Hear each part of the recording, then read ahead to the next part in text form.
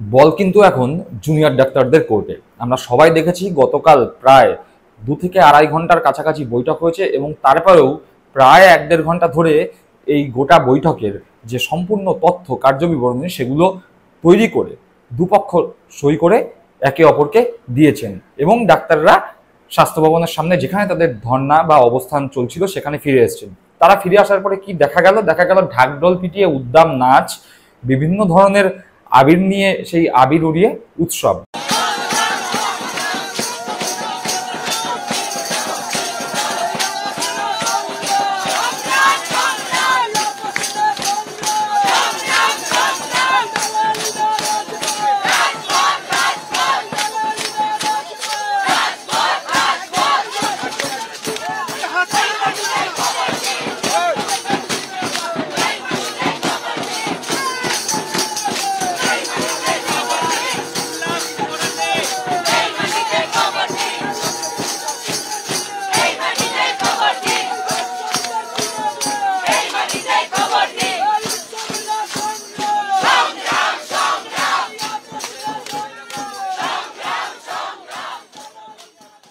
অর্থাৎ এই যে একটি শোক জ্ঞাপন বা একটি প্রতিবাদের জন্য যেই ধর্ণা চলছিল বা অবস্থান চলছিল, সেটি আসলে কি একটি মৃত্যুর জন্য শোকাহত হয়ে ধর্ণা বা অবস্থান, নাকি সরকারের বিরুদ্ধে একটি রাজনৈতিক চক্রান্তর সঙ্গে জড়িত কিছু লোকজনদের অবস্থান, সেটি কিন্তু বোঝার উপায় রইল না। তার কারণ যদি সত্যি শোক জ্ঞাপনের জন্য এই অবস্থান বা ধর্ণা হতো, তাহলে কি এরকম উদ্দাম নাচ, বিকৃত অঙ্গভঙ্গি করে নাচ কি সেখানে সম্ভব হতো?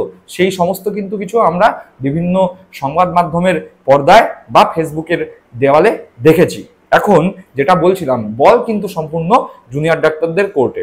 রাজ্য সরকারের সঙ্গে জুনিয়র ডাক্তারদের বৈঠক হয়েছে, মুখ্যমন্ত্রী জুনিয়র ডাক্তারদের 5খানা দাবির সবটাই প্রায় মেনে নিয়েছেন, শুধুমাত্র স্বাস্থ্য অধিকর্তাকে সরানো হয়নি। সেক্ষেত্রে বলা হয়েছে একসঙ্গে যদি সবাইকে সরিয়ে দেওয়া হয় তাহলে সেই যে ভ্যাকেন্ট জায়গা সেটা পূরণ করতে সময় লাগবে, তাই স্বাস্থ্য অধিকর্তাকে নিজের জায়গায় বহাল রাখা হয়েছে। বাদবাকি সমস্ত যা যা দাবি ছিল ডাক্তারদের 99% দাবি মেনে নেওয়া হয়েছে। কিন্তু দেখতে হবে জুনিয়র ডাক্তাররা কিন্তু এখনো পর্যন্ত, বৈঠকের পরে প্রায় 12 ঘন্টা অতিক্রান্ত, জুনিয়র ডাক্তাররা কিন্তু এখনো পর্যন্ত একথা একবারের জন্য জানাননি যে তারা কর্মবিরতি তুলে নিচ্ছেন। অর্থাৎ তাদের কি কর্মবিরতি তুলে নেওয়ার সদিচ্ছা আছে, নাকি তারা অপেক্ষা করছেন তাদের টিকি যেই পলিটিক্যাল দল বা যেই পলিটিক্যাল নেতাদের কাছে বাধা আছে তারা কি নির্দেশ দেয় তার জন্য। যদি সত্যি এই জুনিয়র ডাক্তাররা কোনো দল বা কোনো পলিটিক্যাল নেতার দ্বারা ইনফ্লুয়েসড হয়ে থাকেন, তাহলে এখন জুনিয়র ডাক্তাররা অপেক্ষা করবেন সেই পলিটিক্যাল গুরু বা সেই পলিটিক্যাল নেতারা তাদের কি নির্দেশ দেন এবং তারপরে তারা তাদের মতামত জানাবেন, তারা কর্মবিরতি পালন করবেন কিনা বা কাজে যোগদান করবেন কিনা সেই বিষয়ে তাদের মতামত জানাবেন। এদিকে আজকেই কিন্তু সুপ্রিম কোর্টের আবার শুনানি আছে, সুতরাং এরা কতটা চালাক আপনারা দেখুন যে সুপ্রিম কোর্টের শুনানিতে কি আসে তারপরে দাঁড়িয়ে তারা তাদের মতামত জানাবেন। যদি দেখা যায় সুপ্রিম কোর্টের শুনানিতে সেরকম ভাবে তাদের বিরুদ্ধে কোনো রকম অ্যাকশন নেয়ার কথা উল্লেখ না থাকে, সেই জায়গায় দাঁড়িয়ে তারা কিন্তু আবার কর্মবিরতি চালিয়ে যেতেও পারেন। কিন্তু বাংলার মানুষ দেখেছে, রাজ্যের মুখ্যমন্ত্রী মমতা বন্দ্যোপাধ্যায় চান যে এই কর্মবিরতি উঠে যাক, তার কারণ কর্মবিরতি উঠলে বাংলার যে স্বাস্থ্য ব্যবস্থা অচলাবস্থার মধ্যে রয়েছে সেটি কেটে যাবে। বাংলার 10 কোটি সাধারণ মানুষের মধ্যে প্রায় অধিকাংশই সরকারি হাসপাতালের উপর নির্ভরশীল, তারা যাতে সুচিকিৎসা ব্যবস্থা পায় তার জন্য মমতা বন্দ্যোপাধ্যায় সবসময় উদ্যোগী ছিলেন। বারবার তিনি জুনিয়র ডাক্তারদের বলেছেন আসো এসে মিটিং করো, এবং আজ গতকাল দেখা গেল জুনিয়র ডাক্তারদের সমস্ত দাবি কিন্তু মমতা বন্দ্যোপাধ্যায় মেনে নিল। মেনে নেওয়ার পরেও জুনিয়র ডাক্তাররা কতটা উদ্ধত হতে পারে যে যেই ধর্ণা মঞ্চে এসে তারা রক্ত গরম করা বক্তৃতা দিচ্ছে, ফুটেজ খাওয়ার জন্য বক্তৃতা দিচ্ছে, আজকের ডেটে দাঁড়িয়ে এখনো পর্যন্ত তারা কিন্তু একবারের জন্য বললো না যে আমরা কর্মবিরতি তুলে নেব।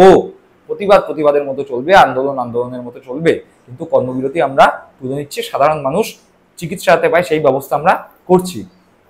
এই জায়গায় দাঁড়িয়ে কি দেখা গেল যে মূল দাবিটা যেটা ছিল, যেই কারণেই আন্দোলন, নির্যাতিত হওয়ার পরে যেই জুনিয়র ডাক্তার হত্যা হয়েছে, যাকে হত্যা করা হয়েছে, তার বিচার কোথাও গিয়ে যেন হারিয়ে গিয়ে রাজ্য সরকারের বিরুদ্ধে একটি অরাজনৈতিক ব্যানারকে সামনে রেখে রাজনৈতিক লড়াই হলো। এবং কাল রাতের পরে দেখা যাচ্ছে এই যে বৈঠক করে বেরোনোর পরে তাদের যে 5 দফা দাবি মেনে নেওয়া হলো রাজ্য সরকারের পক্ষ থেকে, সেটি যেন যুদ্ধ জয়ের উল্লাস। নাচ গান করে আবির উড়িয়ে যেন যুদ্ধ জয় করা হচ্ছে, যেন মৃত্যুকে উদযাপন করা হচ্ছে। এ কেমন আন্দোলন? এরপরেও যদি ডাক্তাররা কর্মবিরতি বন্ধ না করে, তারা যদি কাজে যোগ না দেয় এবং তারপরেও যদি রোগীদের মৃত্যু হয়, তাহলে কিন্তু বাংলার মানুষ এই জুনিয়র ডাক্তারদের যে ফোরাম এবং এদের পিছনে এদেরকে সাপোর্ট যারা করছে, কিছু সিনিয়র ডাক্তার এবং কিছু পলিটিক্যাল নেতারা, তাদেরও কিন্তু এই জুনিয়র ডাক্তারদের সঙ্গে সঙ্গে তাদেরও কিন্তু নতুন করে যদি কোনো রোগীর মৃত্যু হয় তার দায় নিতে হবে। দর্শক বন্ধুরা, আপনারা কি মনে করেন? আপনারা কি আজকের এই যে এপিসোড এর সঙ্গে সহমত? যদি সহমত হন কমেন্ট করে জানাবেন, আর যদি সহমত না হন তাহলে আপনাদের কি মতামত এই বিষয় নিয়ে সেটিও কিন্তু কমেন্ট করে জানাতে ভুলবেন না। ভালো থাকবেন, সুস্থ থাকবেন। জয় হিন্দ, বন্দে মাতরম।